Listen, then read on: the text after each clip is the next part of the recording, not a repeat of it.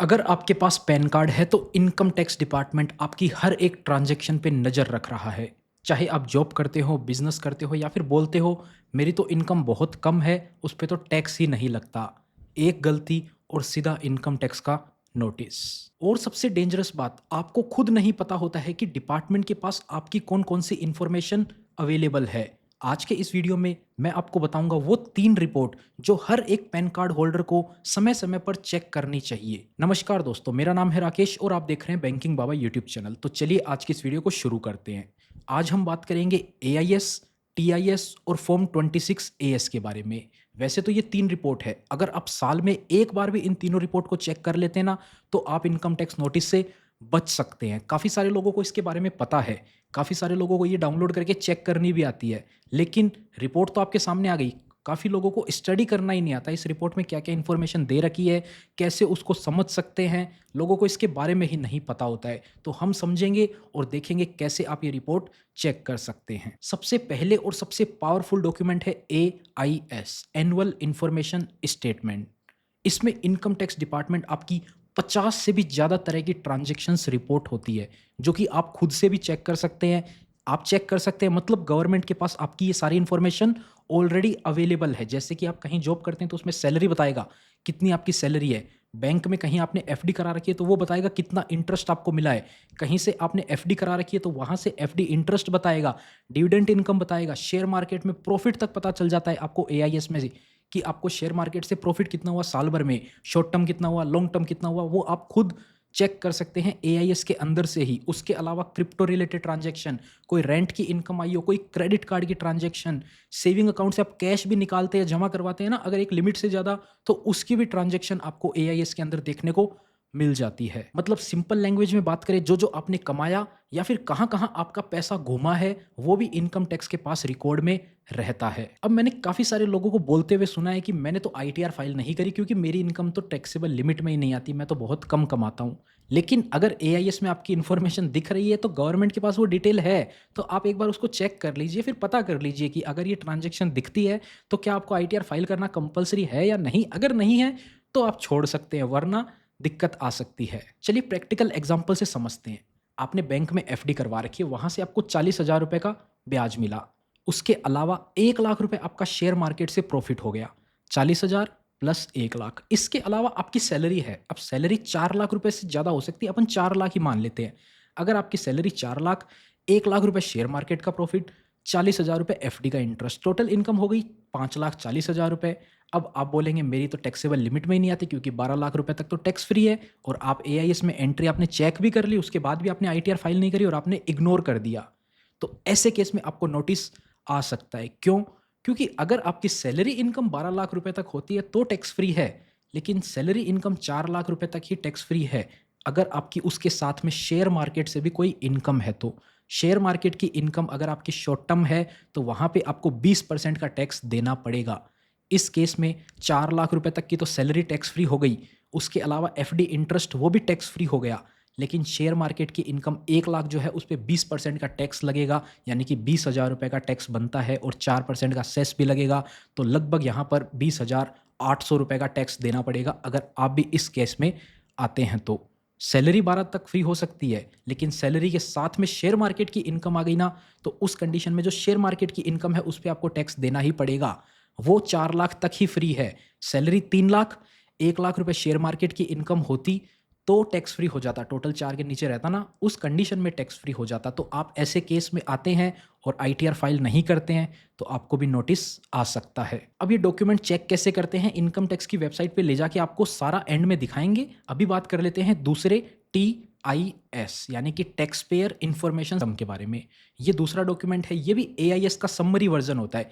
AIS में हर एक transaction की डिटेल दी गई होती है, टीआईएस में शॉर्ट में समरी दी गई होती है। वहाँ पे आपको डिटेल नहीं होती, शॉर्ट में समरी होती है। जैसे क्या-क्या दिखेगा, आपको शेयर मार्केट से इनकम हुई है तो वहाँ पे टोटल आपकी ट्रांजैक्शन दिखा दी जाएगी। उसके अलावा आपका टोटल इंटरेस्ट इनकम दिखा दिया जाएगा, टोटल सैलरी दिखा दी जाएगी। वहाँ पे सब कुछ टोटल के अंदर होता है। एआईएस जो है वो उसका डिटेल वर्जन होता है, टीआईएस केवल समरी वर्जन होता है। ज़्यादा कुछ इन दोनों में वैसे फ़र्क नहीं होता है। तीसरा डॉक्यूमेंट आ जाता है फॉर्म 26 एएस, फॉर्म 26 एएस। ये आपको टीडीएस वो टीसीएस के बारे में डिटेल बताता है। Tax deducted at source, tax collected at source. काफ़ी जगह से आपको पेमेंट मिलती होगी, बिजनेस पेमेंट होती है उसमें भी टीडीएस कट होता है, सैलरी मिलती है उसमें टीडीएस कटता है, बैंक एफडी में टीडीएस कटता है, पीएफ विड्रॉवल करते हैं वहाँ पे टैक्स कटता है, काफ़ी जगह पे टीडीएस काटा जाता है। आप कार खरीदते हैं, कोई व्हीकल खरीदते हैं तो उस पे आपसे टीसीएस लिया जाता है 1% का। काफ़ी लोगों ने सुना होगा, आप 15 लाख रुपए की गाड़ी लेने जाते हैं तो आपसे 15,000 रुपये एक्स्ट्रा लिए जाते हैं और वो जो है सरकार को जमा करा दिए जाते हैं। फिर आपको बताया जाता है कि आईटीआर फाइल करके ये 15,000 रिफंड आ जाएगा। तो वो 15,000 टीसीएस होता है, वो आप आईटीआर फाइल करके रिफंड ले सकते हैं अगर आपका रिफंड बनता है तो। अगर आपका टैक्स बनता है तो वो उसके अगेंस्ट एडजस्ट हो जाएगा, नहीं तो आपको और भी ऊपर से जमा करवाना पड़ सकता है, लेकिन वो आपके पास वापस से क्रेडिट आ जाता है उसका। एआईएस को एग्जांपल से समझते हैं। आपने किसी बैंक में एफडी करवाई थी 6 लाख रुपए की, वहाँ से बैंक को आपको ब्याज देना था। अगर वो ब्याज 50,000 रुपये से ज़्यादा होता है तो बैंक उस पर टीडीएस काटेगा 10% के रेट से। तो बैंक ने 10% के रेट से आपका टीडीएस काट के गवर्नमेंट को जमा करवा दिया 5,000 रुपये। अब आपका जो टैक्स अमाउंट है वो गवर्नमेंट के पास पहुंच चुका है 5,000 रुपये। बैंक ने आपको 50,000 एफडी इंटरेस्ट देना था, लेकिन उसने 50 ना देकर 45 ही दिया और 5 गवर्नमेंट को दे दिया, बाकी बोला आप गवर्नमेंट से ले लेना। ऐसा होता है रूल। अब आपका टीडीएस कट गया, गवर्नमेंट को पता चल गया कि आपकी 50,000 रुपये की एफडी इनकम हुई है। अब आईटीआर फाइल करते टाइम पे अगर आप उसको छुपाने की कोशिश करेंगे ना कि मेरी तो 50,000 की एफडी इनकम हुई नहीं है, तो वहाँ पर 5,000 टीडीएस भी रिफ्लेक्ट कर रहा है और इनकम भी दिखाएगा कि 50,000 के अगेंस्ट ये 5,000 का टीडीएस कटा हुआ है। तो ये तो नॉर्मल सिनारियो था। अगर आप आईटीआर फाइल नहीं करते, टीडीएस से कोई ज़्यादा दिक्कत नहीं है। लेकिन अगर आपका फाइनेंशियल ईयर के अंदर टीडीएस 25,000 से ज़्यादा हो जाता है तो आईटीआर फाइल करना कंपलसरी हो जाता है। और जो आप टीडीएस आपका कटा है, अगर आप फाइल नहीं करते आईटीआर तो वो आपका ही पैसा है। अगर आपकी टैक्स लिमिट कम होती है तो वो रिफंड मिल जाएगा, बराबर होती है एडजस्ट हो जाएगा, ज़्यादा होती है तो आपको खुद से एक्स्ट्रा पे करना पड़ सकता है। लेकिन टीडीएस अगर फाइनेंशियल ईयर में 25,000 से ज़्यादा होता है ना तो आईटीआर फाइल करना कंपलसरी है। अब बात करते हैं इन फॉर्म्स को चेक कैसे करना है और स्टडी कैसे करना है। तो सबसे पहले आपको गवर्नमेंट की ऑफिशियल वेबसाइट पे आ जाना है, eportal.incometax.gov.in। ये वेबसाइट आप देख लीजिए। काफ़ी सारे लोग पता नहीं कोई भी उल्टा सीधा ऐप डाउनलोड कर लेते हैं, फिर बोलते हैं सर वो तो पेमेंट मांग रहा है, वो कर रहा है। कोई पेमेंट नहीं देना होता है चेक करने के लिए। गवर्नमेंट की ऑफिशियल वेबसाइट पे जाइए, कोई उल्टा सीधा ऐप डाउनलोड कर लेते हैं। देखिए काफ़ी सारे ऐप अवेलेबल हैं जो आपसे पेमेंट लेके ये सर्विस आपको देते हैं, लेकिन गवर्नमेंट जब आपको फ्री में सर्विस दे रही है तो आप उनका यूज़ करिए ना, क्यों किसी थर्ड पार्टी एप्लीकेशन को यूज़ करना। इस पे जाके आपको अपना अकाउंट बना लेना है। अगर आप फर्स्ट टाइम आ रहे हैं तो आपको रजिस्टर करना पड़ेगा। रजिस्टर करने के लिए आपके पास आधार कार्ड और पैन कार्ड होना चाहिए। उन दोनों की डिटेल आपको यहाँ पे फिल करनी होगी। जैसे कि आप पैन नंबर डाल के स्टार्ट करेंगे, फिर आपसे एड्रेस मांगा जाएगा, मोबाइल नंबर, ईमेल, कुछ बेसिक डिटेल होगी केवल। वो डाल के आपको पासवर्ड क्रिएट करने के लिए बोला जाएगा। एक बार आपने अकाउंट बना लिया तो उसके बाद में आप यहाँ पर लॉगिन कर सकते हैं। उसमें क्या होगा, आप पासवर्ड क्रिएट करेंगे तो अपना पैन नंबर होगा आपका यूज़र आईडी, और पासवर्ड आपने जो क्रिएट करा है उसको डाल के लॉगिन कर लेना है। देखिए लॉगिन करने के बाद में कुछ इस प्रकार का पेज आएगा। यहाँ पर आपको ई फाइल का ऑप्शन मिलेगा, इनकम टैक्स रिटर्न का आपको ऑप्शन मिलेगा। इधर आप देखेंगे व्यू 26 एएस आपको मिल जाएगा यहाँ पे ही, और व्यू एआईएस, दोनों फॉर्म आपको यहाँ से ही देखने को मिल जाएंगे। इसके अलावा एआईएस आपको यहाँ पे डायरेक्ट भी ऑप्शन मिल जाएगा, यहाँ से आप एआईएस फॉर्म भी ओपन कर सकते हैं। तो पहले अपन एआईएस ओपन कर लेते हैं। इधर देखिए आपके सामने इधर इंस्ट्रक्शन आएगी, कुछ बेसिक इन्फॉर्मेशन दे रखी है और यहाँ पे एआईएस का ऑप्शन आएगा, इस पे आप क्लिक कर देंगे। इधर से आपको फाइनेंशियल ईयर देख लेना है, कौन से साल की आप रिपोर्ट देखना चाहते हैं। अलग अलग साल की है तो आप उस अकॉर्डिंग चेक करेंगे। अभी जो आईटीआर फाइलिंग स्टार्ट होएगी वो 25-26 की स्टार्ट होएगी, तो 25-26 आपको चेक कर लेना है। अभी इन्फॉर्मेशन जो है वो क्या है कि मार्च के बाद में पूरी तरह से अपडेट होती है। मई जून का टाइम लग जाता है, मई 15 तक या फिर जून 15 तक लगभग जो है वो तब पूरी इन्फॉर्मेशन अपडेट हो जाती है पूरे फाइनेंशियल ईयर की। तो अभी मैं आपको 24-25 के हिसाब से बता रहा हूँ, आप अपनी 25-26 की इन्फॉर्मेशन चेक करके अपनी आईटीआर फाइल करना। 24-25 में देखिए आपके सामने सारी इन्फॉर्मेशन दिख जाएगी। यहाँ पर टीआईएस होता है, जैसा कि मैंने आपको बताया समरी। यहाँ पर एआईएस होता है, उसका ही जो है वो डिटेल वर्जन। तो पहले मैं आपको समरी दिखा देता हूँ। इस पे आप क्लिक करेंगे ना, यहाँ पर आप देख सकते हैं टोटल डिविडेंड कितना मिला, टोटल सेविंग बैंक अकाउंट से कितना इंटरेस्ट मिला, कितना फिक्स डिपॉजिट से इंटरेस्ट मिला, कितना अदर डिपॉजिट से मिला, इंटरेस्ट फ्रॉम अदर्स। और भी तरह की डिपॉजिट होती है एफडी के अलावा, कहीं पे आपने कॉर्पोरेट एफडी करवा रखी हो या फिर आपने कोई बॉन्ड्स वगैरह में इन्वेस्टमेंट कर रखा हो तो उसका इंटरेस्ट, शेयर मार्केट में आपने जो सेल किया उसकी डिटेल आ गई यहाँ पर। अब आप बोलेंगे इसमें सेल से प्रॉफिट कैसे पता चलेगा, तो यहाँ पे आप इसके अंदर जाएंगे ना तो उसकी प्रॉफिट के लिए कॉस्ट बता रखी होगी, कितने में आपने खरीदा, कितने में बेचा, शॉर्ट टर्म बेचा, लॉन्ग टर्म बेचा, पूरी डिटेल आपको इसमें मिलती है। बिजनेस रिसिप्ट हो गई, सैलरी होगी तो सैलरी आ जाएगी।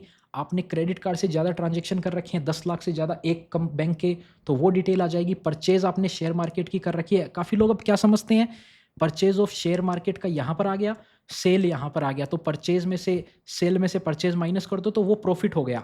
तो ऐसे नहीं होता है। ये जो कैलकुलेशन होती है, ये जो परचेज है, ये वो है आपने पूरे साल भर के अंदर कौन कौन सी सिक्योरिटीज या स्टॉक परचेज किए, और सेल ये वो है कौन कौन से आपने बेचे। तो जरूरी नहीं है आपने जो खरीदे वो ही बेच दिए हो, अलग अलग हो सकते हैं, तो उसकी दोनों की डिटेल अलग अलग आएगी। यहाँ पर सेल वाले के अंदर आप जाएंगे ना, इधर आप देखेंगे इसमें आपको दिखा देगा कितने का सेल है। अब इस पर आप क्लिक करेंगे ना तो आपको एआईएस के अंदर ले जाएगा, और एआईएस के अंदर जैसा कि मैंने आपको बताया डिटेल होती है, ये केवल समरी होता है टीआईएस। तो टीआईएस में आपको सारी इंफॉर्मेशन मिल जाएगी। अब एआईएस के अंदर जा सकते हैं। एआईएस में आप देखेंगे ना आपकी डिटेल मिल जाएगी, डिविडेंड आप देखेंगे, आदित्य बिरला सन लाइफ एएमसी से आपको 270 रुपए का डिविडेंड मिल रखा है।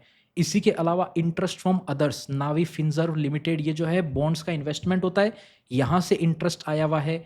इंटरेस्ट फ्रॉम अदर्स ये जितने भी है ये बॉन्ड्स के इंटरेस्ट है। बिजनेस रिसिप्ट जो बिजनेस पेमेंट होती है उसका यहाँ पर आ रखा है। उसके अलावा और क्या क्या एंट्री है आप देख सकते हैं, बिजनेस पेमेंट है। ये सारी टीडीएस और टीसीएस वाली डिटेल है, जहाँ जहाँ पे टैक्स कटा है या फिर कटने वाली वो जो ट्रांजेक्शन थी। एसएफटी, एसएफटी मतलब आपको जो डिविडेंड वगैरह मिला है वो एसएफटी में रिपोर्ट किया जाएगा। और भी काफ़ी तरह की ट्रांजैक्शन रिपोर्ट की जाती है। सेविंग बैंक अकाउंट का जो इंटरेस्ट है वो भी एसएफटी में रिपोर्ट होता है। एफडी का जो इंटरेस्ट आ रखा है वो भी रिपोर्ट हो रखा है। सारे बैंक की अलग अलग मिलेगी। यहाँ पर देखिए, यहाँ पर आपका जो बैंक अकाउंट है ना, यहाँ पर उसका अकाउंट नंबर भी आपको देखने को मिल जाएगा। ये देखिए बैंक अकाउंट नंबर भी मिल जाएगा, कौन से बैंक में अकाउंट नंबर है, उसका साल भर का इंटरेस्ट कितना आया। आप अगर छुपाने की सोचते हो ना, सेविंग अकाउंट का इंटरेस्ट आईटीआर में छुपा लेंगे, नहीं पता चलेगा, लेकिन अकाउंट नंबर के साथ में सारी डिटेल मिलती है। आपके जितने भी सेविंग अकाउंट है ना, सबका इंटरेस्ट आ जाएगा। अभी फाइनेंशियल ईयर 25-26 खत्म हुआ है, 30 जून तक का इंतजार कर लो। जितने भी सेविंग अकाउंट है ना, सबका इंटरेस्ट आपको फाइनेंशियल ईयर 25-26 के अंदर आपको दिखने को मिल जाएगा। पिछले साल का आप अभी जाके चेक कर सकते हो अपने एआईएस के अंदर। इसके अलावा और भी ट्रांजैक्शन है, सब आप देख सकते हो। शेयर मार्केट की जो आपने परचेज सेल करी है वो भी सारी डिटेल आपको मिल जाएगी। अब देखिए सेल वाली आपको मैं बताता हूँ। ये देखिए यहाँ पर आपको दिखा रहा है 5 ट्रांजैक्शन है, 1,08,000 रुपये का सेल हुआ है। इसके अंदर जाएंगे ना, यहाँ पर देखिए शॉर्ट टर्म लॉन्ग टर्म की डिटेल बता देता है। ये शॉर्ट टर्म है, कौन सी ट्रांजैक्शन लॉन्ग टर्म है। अब यहाँ पर क्वांटिटी भी पता है, सेल प्राइस भी पता है, कॉस्ट ऑफ एक्विजिशन भी पता है, तो प्रॉफिट आप खुद से भी निकाल सकते हो। यानी यहाँ से आप निकाल सकते हो, तो गवर्नमेंट के पास में रिपोर्ट है इसकी, तो छुपने की कोई गुंजाइश ही नहीं है कि आप सोचें कि छुपा देंगे कोई दिक्कत नहीं होगी, ऐसा नहीं हो सकता। इसके अलावा अब काफ़ी लोग बोलेंगे सर हमने तो कोई ट्रांजैक्शन करी ही नहीं, कोई गलत ट्रांजैक्शन यहाँ दिखा रहा है। तो घबराने वाली बात नहीं है। यहाँ पे आपको ऑप्शन मिलता है चेंज करने का। अगर आपकी इन्फॉर्मेशन गलत है तो आप इसमें फीडबैक दे सकते हैं। फीडबैक कैसे देना है वो भी आपको बताएंगे। अब जैसे देखिए, ये सेल वाली ट्रांजैक्शन, परचेज वाली ट्रांजैक्शन छोड़िए, आपको एक नॉर्मल बताते हैं। ये देखिए, जैसे कि ये डिविडेंड नहीं, एक सेविंग अकाउंट या एफडी वाली बात करते हैं। सेविंग अकाउंट का इंटरेस्ट देखते हैं। ये देखिए इंटरेस्ट दिखा रहा है, पंजाब नेशनल बैंक से 220 रुपये का इंटरेस्ट आया है। ये अकाउंट नंबर है, ये 220 है। यहाँ पर देखिए फीडबैक का ऑप्शन है, ऑप्शनल है ये, आपको जरूरी नहीं है इसमें कुछ करना ही है अंदर जाके, नहीं। आप इस पर जाएंगे, यहाँ पर देखिए अब आपको ऑप्शन मिलते हैं। इन्फॉर्मेशन इज करेक्ट, अगर आपको लगता है सही इन्फॉर्मेशन आप कर सकते हैं, लेकिन ये ऑप्शनल है, करना जरूरी नहीं है। करेक्ट है तो आप इस पर क्लिक कर दीजिए। आपको लगता है नहीं ये इनकम जो है वो टैक्सेबल नहीं है, नॉन टैक्सेबल टाइप की इनकम है, तो आप इस पर सेलेक्ट कर दीजिए। अगर आपको लगता है I am not primary holder and I have not contributed fund toward the transaction, कई बार जॉइंट अकाउंट के केस में इंटरेस्ट वगैरह आ जाता है ना, दोनों जगह रिपोर्ट हो जाता है। जॉइंट अकाउंट में ए पर्सन है और बी पर्सन है, दोनों को एआईएस में रिपोर्ट हो जाती है ट्रांजेक्शन, तो एक व्यक्ति कैंसिल कर सकता है, दूसरे को एक्सेप्ट करना पड़ेगा। ऐसे नहीं आप दोनों ही कैंसिल कर दो तो भी दिक्कत हो जाएगी। Information is fully not correct, अगर आपको लग रहा है ये पूरी तरह से इन्फॉर्मेशन सही नहीं है तो information is fully not correct पे आप क्लिक कर सकते हैं, और आप बता सकते हैं कि अमाउंट कितना होना चाहिए। 220 नहीं होना चाहिए, 110 होना चाहिए, जितना होना चाहिए वो आप कम कर सकते हैं। इसके अलावा information related to other pen या फिर अदर ईयर, आपको लगता है कि ये किसी और के पैन कार्ड की इन्फॉर्मेशन आपके पास आ गई है तो ये वाला सेलेक्ट कर दीजिए। यहाँ पर आपको बताना पड़ेगा कि किसका है। अगर आपके फैमिली में ही रिलेशनशिप में है ना, कि आपके नहीं है, आप बोलते हैं आपके फादर के नाम पे होना चाहिए, फैमिली में ट्रांसफ़र करवा सकते हैं आप इसको। इसके अलावा इन्फॉर्मेशन इज़ डुप्लिकेट, कई बार गलती से डबल एंट्री हो गई तो आप इसको चेंज करवा सकते हैं। इन्फॉर्मेशन इज़ डिनाइड, आपने पूरी तरह से मना कर दिया, ये मेरा ट्रांज़ैक्शन नहीं है, मैं इसको नहीं रखना चाहता, तो आप इन्फॉर्मेशन इज़ डिनाइड पे करके इसको सबमिट कर सकते हैं। लेकिन गलती नहीं करनी है, अगर आपकी इन्फॉर्मेशन पाई गई तो फ्रॉड का केस होता है। आपने गलत, आपकी जो चीज़ थी गवर्नमेंट ने आपको बताई, आप इसको डिनाई करके हटा देंगे, एक बार तो वो हो जाएगी डिनाई, आईटीआर भी फाइल हो जाएगी, लेकिन भविष्य में कभी इसकी चेकिंग वगैरह होती है और पता पाया गया कि ये ट्रांजैक्शन आपकी ही थी, तो उस पे वो फ्रॉड का केस अलग होता है और आपके ऊपर पेनल्टी वगैरह लगेगी अलग से, तो दिक्कत हो सकती है। तो ध्यान से इसको चेक कर लीजिए, अपने सेविंग अकाउंट में जाकर के पहले इसको देख लीजिए, है नहीं है, आपकी किसी और की है, जो भी है। फीडबैक देना ऑप्शनल है, ज़रूरी नहीं कि आप हर एंट्री में जाके इसको सही इन्फॉर्मेशन इज़ करेक्ट सेव करें, हर एंट्री में जाने की ज़रूरत नहीं है, केवल ये ऑप्शनल है। तो इस तरह से आप यहाँ पर इसको चेंज भी कर सकते हैं अगर कोई गलती पकड़ी गई है तो। अब बात कर लेते हैं 26 एएस कैसे चेक करना है, तो यहीं पे जाएँगे, इस पे जाएँगे, व्यू 26 एएस पे क्लिक करेंगे, यहाँ पे एग्री पे क्लिक करेंगे, प्रोसीड पे क्लिक करेंगे, इधर आपको व्यू टैक्स क्रेडिट, यहाँ पर आपको क्लिक करना है। इधर से असेसमेंट ईयर सेलेक्ट करने का ऑप्शन है, तो अभी अपन जो फाइनेंशियल ईयर 24-25 चेक कर रहे थे ना, उसको असेसमेंट ईयर 25-26 बोला जाता है, तो 25-26 पे सेलेक्ट करेंगे और एचटीएमएल में व्यू करेंगे। यहाँ पे आपको व्यू पे क्लिक करना है और यहाँ पे आपकी डिटेल दिख जाएगी, कहाँ-कहाँ से आपका टीडीएस डिडक्ट हुआ है। ये देखिए जितनी भी ट्रांज़ैक्शन है सब आ गई है, यहाँ पे सब कुछ होएगा, जहाँ-जहाँ टीडीएस कटा हुआ है सब इधर दिख जाएगी। साल भर में जितनी जगह से आपका टीडीएस कटा है वो टोटल अमाउंट दिखेगा। अब देखिए ये एक कंपनी है, इसने 2 बार टीडीएस काट के जमा करवाया, तो इसकी 2 एंट्री इसके अंदर मिलेगी। यहाँ पे आप प्लस पे क्लिक करेंगे ना, तो इसके अंदर की डिटेल भी आपको दिख जाएगी।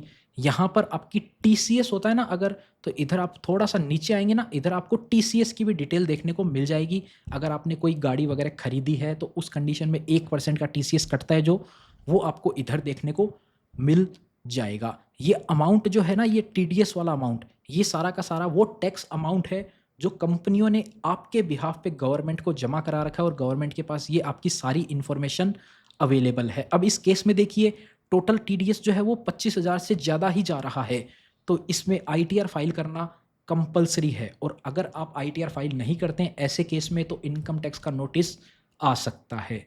इस वीडियो में इतना ही था, उम्मीद करते हैं आपको वीडियो पसंद आई होगी। अगर वीडियो पसंद आई तो वीडियो को लाइक करें, चैनल पर नए हैं इसी टाइप का कंटेंट और देखना चाहते हैं तो चैनल को सब्सक्राइब करें। एआईएस, टीआईएस और फॉर्म 26 एएस ज़रूर से साल में एक बार चेक करें। कब चेक करना है? इम्पोर्टेंट जो डेट होती है वो होती है आईटीआर फाइल करने से जस्ट पहले। आप आईटीआर जुलाई में फाइल करते हैं तो 15 जुलाई के आसपास आप इसको चेक कर सकते हैं, या फिर आप जून में भी फाइल कर रहे हैं तो 30 जून के आसपास अपनी आईटीआर फाइल करें, तो ये चेक करके ही फाइल करें। उससे पहले आपको लगता है कि कोई आपकी ट्रांजैक्शन हो ही नहीं सकती एआईएस में, तो आप उससे पहले भी अपनी आईटीआर फाइल कर सकते हैं, लेकिन एक बार इसको चेक ज़रूर कर लें। मिलते हैं आपसे फिर किसी नए और इंटरेस्टिंग वीडियो में।